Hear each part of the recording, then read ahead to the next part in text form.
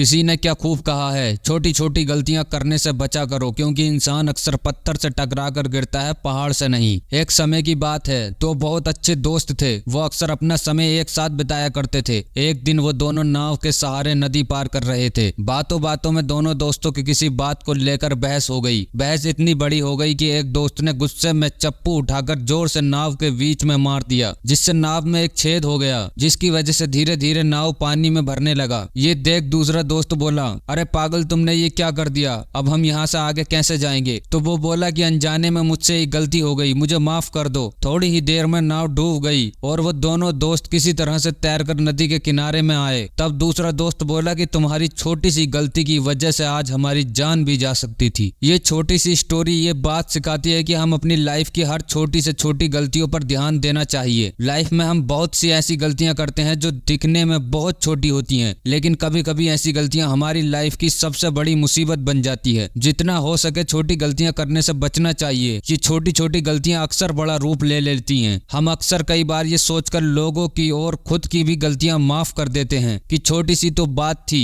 ऐसा तो होता रहता है। लेकिन जब वो बात बड़ी बन जाती है, फिर उस वक्त हमें अफसोस होता है। गलती भले ही छोटी हो या बड़ी, ये बात हमेशा याद रखनी चाहिए कि गलती तो एक गलती होती है। ये बात वक्त रहते इंसान समझ जाए तो उससे अच्छी बात और क्या हो सकती है। बहुत समय पहले की बात है, एक व्यक्ति था जो भगवान को बहुत मानता था और दिन रात भक्ति में डूबा रहता था। एक दिन वह भगवान के दर्शन करने के लिए एक बड़े पहाड़ पर चढ़ा। बहुत ऊंचाई पर पहुंचकर उसने पूजा करनी शुरू कर दी और बोला, भगवान मैं जानता हूँ कि आप यहीं निवास करते हैं, कृपा कर मुझे अपने दर्शन दो। उसकी भक्ति से खुश होकर भगवान ने उसे अपने दर्शन दिए। वो भक्त खुश हुआ। भगवान को देखकर उस भक्त ने एक सवाल पूछा कि भगवान आपके लिए दिन, महीने और सालों की वैल्यू क्या है? तो भगवान बोले, बस 1 मिनट। फिर उस भक्त ने पूछा कि भगवान आपके लिए हजारों सालों और लाखों करोड़ों रुपयों की वैल्यू क्या है? तो भगवान बोले, बस 1 रुपया। फिर वो भक्त बोला, भगवान मैं यहाँ तक आया हूँ, आप मुझे बस 1 रुपया दे दो। तो भगवान बोले, ठीक है, बस 1 मिनट रुको। ये शॉर्ट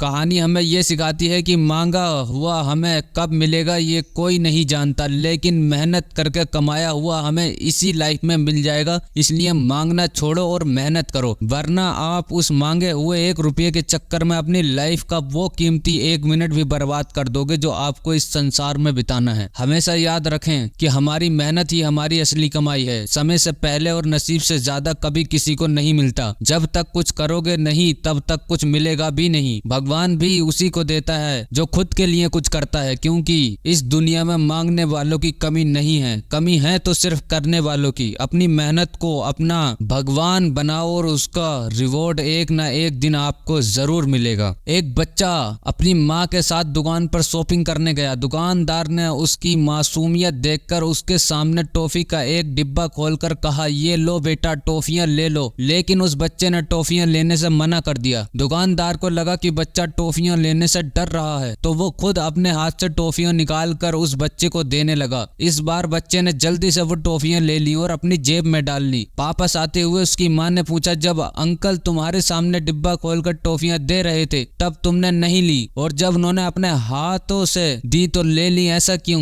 तब उस बच्चे ने बहुत खूबसूरत जवाब दिया, माँ मेरे हाथ छोटे छोटे हैं, अगर मैं टॉफियां लेता तो 2-3 टॉफियां ही आती, जबकि अंकल के हाथ बड़े हैं, इसलिए मुझे बहुत सारी टॉफियां मिल गई। ये स्टोरी हमें सिखाती है कि इस लाइफ में जब भगवान हमें कुछ देता है तो वह अपनी मर्जी से देता है और वह हमारी सोच से परे होता है। हमें हमेशा उसकी मर्जी से खुश रहना चाहिए। क्या पता वह किसी दिन हमें पूरा समुंदर देना चाहता हो और हम हाथ में चम्मच लेकर खड़े हों। इसलिए अपने कर्मों और ऊपर वाले पर भरोसा रखें। सही वक्त आने पर वो आपको भी वो सब कुछ देगा जिसके लायक आप होंगे। अपनी जिंदगी में किसी चीज के खो जाने या ना मिल पाने का गम कभी ना करें, क्योंकि हमें ऊपर वाला वही देता है जो हमारे लिए सही होता है। किसी ने क्या खूब कहा है, कहने वालों का कुछ नहीं जाता, सहने वाले कमाल करते हैं। कौन ढूंढे जवाब किसी की परेशानियों के, लोग तो बस सवाल करते हैं। एक 18 साल का लड़का ट्रेन की खिड़की से बाहर देखकर चिल्लाया, डैड देखो,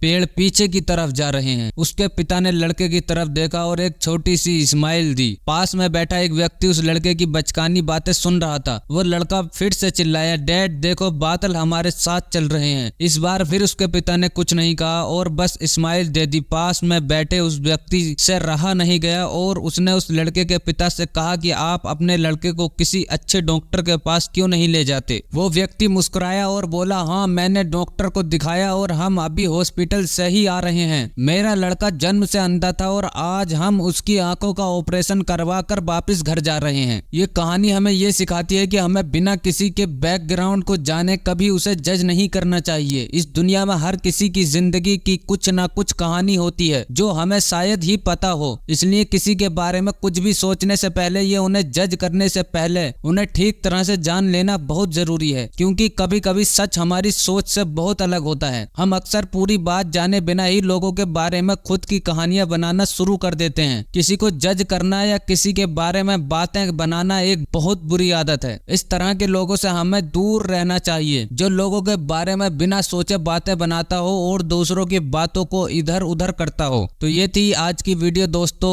अच्छी लगी हो तो लाइक एंड सब्सक्राइब कर दीजिए। मिलते हैं नेक्स्ट वीडियो में।